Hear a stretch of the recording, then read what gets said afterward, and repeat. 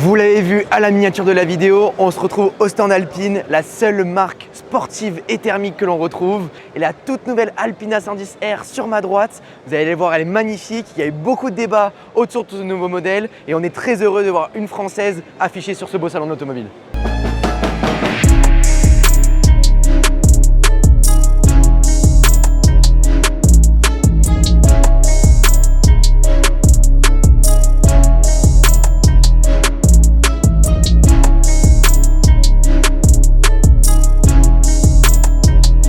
Aujourd'hui les amis, on se trouve avec Laurent, donc pilote officiel pour la marque Alpine si je ne me trompe pas. C'est exactement ça. Enchanté. Moi aussi. Merci de nous recevoir. Avec grand plaisir. Et puis je crois que tu vas nous parler de cette nouvelle version, Ouais. donc A110R. Carrément, Il y a ouais. beaucoup de changements par Ouais. rapport aux voitures classiques. Carrément. Là on est plus typé course. Donc en termes de caractéristiques, qu'est-ce qui change? On est sur 300 chevaux. On a gardé la base en fin de compte du groupe motopropulseur, on est resté sur les 300 chevaux. D'accord. On a plutôt préféré accentuer le travail sur l'allègement que l'armement. Donc on a gagné jusqu'à 35 kg sur la voiture. Alors, Des on le parties voit carbone, hein, on le voit sur toute la voiture. On le voit partout, de la roue carbone, au capot carbone, le toit carbone, la vitre arrière en carbone, l'aileron en carbone, le diffuseur, les roues, le bas de D'accord. caisse et même ce qu'on ne voit pas à l'intérieur, là, les sièges.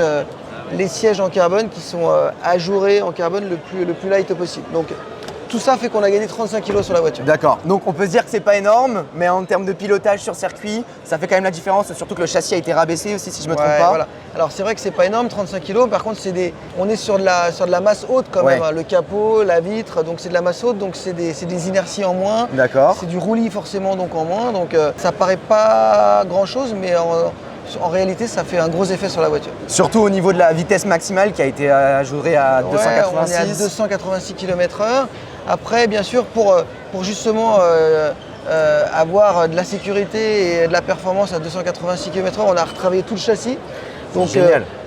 Les amortisseurs Sachs aux quatre coins qui sont à la fois réglables en hauteur et en hydraulique. On peut ajuster ses efforts en compression, en détente, on peut baisser la voiture de 10 mm. Alors déjà de base, elle est déjà 10 mm plus basse que la version d'origine, la S par exemple, si on compare par rapport à la S. Et donc avec ce type d'amortisseur, tu peux encore la rebaisser de 10 mm. Donc ça fait encore... C'est ajustable en fait à son utilisation, si c'est sur de la route, si c'est sur du circuit. Exactement. Nous, on va préconiser un petit mode d'emploi à l'achat de la voiture où tu auras un petit script en fin de compte qui te dira voilà, quand je l'achète de route, quand je fais de la route, je suis dans telle configuration, dans tel setup. Quand je vais sur un circuit lent, un circuit rapide, un circuit mouillé, on va vous donner déjà des indications, des pré-indications. Puis après, ça sera à vous de peaufiner en fonction de votre pilotage, de votre ressenti et de comment vous Donc voulez la question, c'est vraiment une nouvelle version de l'Alpine. C'est pas juste un travail esthétique qui a été fait dessus, mais c'est vraiment dans le châssis et dans la conduite différente. Parce qu'on a eu la A110, la A110S et là, la A110 GT aussi qui était plus fait pour la route du quotidien. Et là, on a vraiment une version de compétition course qui est vraiment un renouveau chez Alpine. C'est exactement ça. C'est-à-dire qu'on s'est dit, en fin de compte, on est parti du châssis de la S.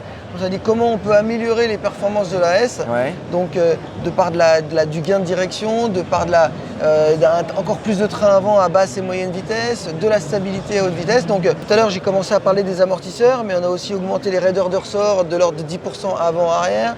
On a augmenté les anti-dévers avant de 10%, 25% l'anti-dévers arrière aussi. Donc tout ça, ça fait qu'on va avoir une voiture qui va être plate, à pas plus prendre de roulis. Ça va avoir un bénéfice direct, c'est sur son comportement routier, c'est-à-dire qu'on a l'impression d'avoir changé la démultiplication de la voiture, c'est-à-dire que la voiture est très directe, on ne bouge jamais les mains du volant quasiment. On a un train avant qui est inébranlable dans les courbes serrées. On a beaucoup plus direct aussi peut-être.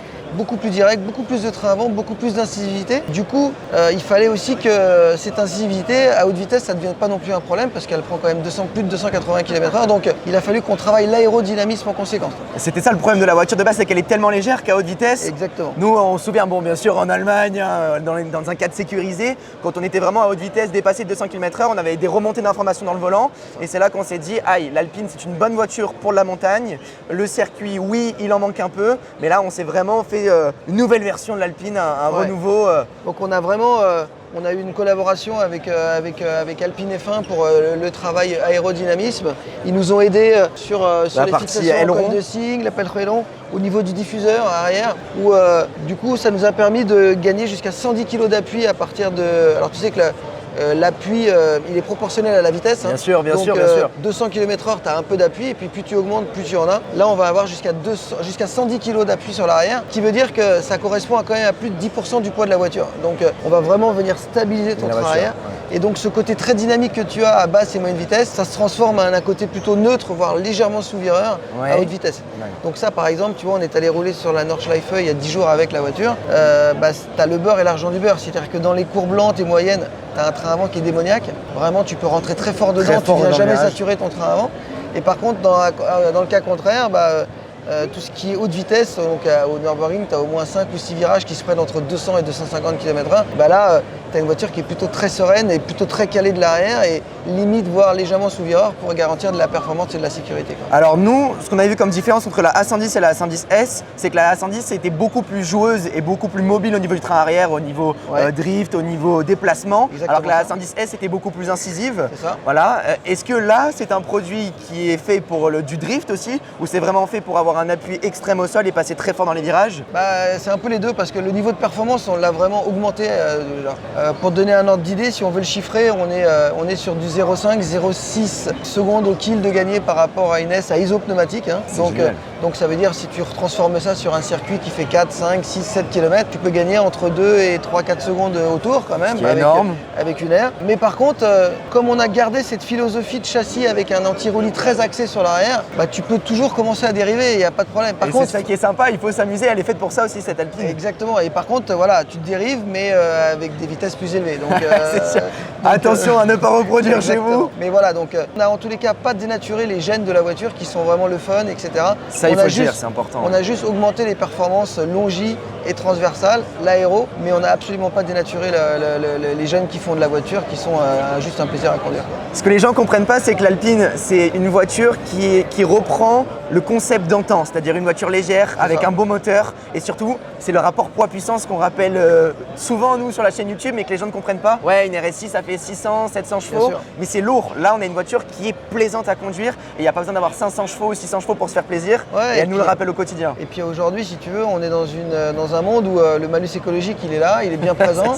Et aujourd'hui, quand tu es sur un véhicule qui a ce tel niveau de performance et que tu vas payer que 1 500 € de malus écologique, si tu veux, à concurrence égale, t'en as pas vraiment, quoi. Donc si tu veux, voilà. Donc on a préféré, au lieu d'avoir de l'armement, avoir du moteur, avoir de la puissance, avoir beaucoup de chevaux, on a préféré plutôt avoir travaillé la légèreté, le châssis, que pour encore une fois préserver ce malus écologique, quoi. Alors il y a quelque chose qui a fait beaucoup débat aussi, c'est le prix, mais il est conséquent et il est surtout proportionné à tout le travail qui a été fait sur la voiture. On le parle, ça a été fait avec des ingénieurs aussi de F1 aussi, donc qui ont adapté tout ce qui est partie carbone et éléments nouveaux de la voiture. Donc il y a tout un travail derrière et surtout qu'elle va être limitée en nombre d'exemplaires, si je ne me trompe pas.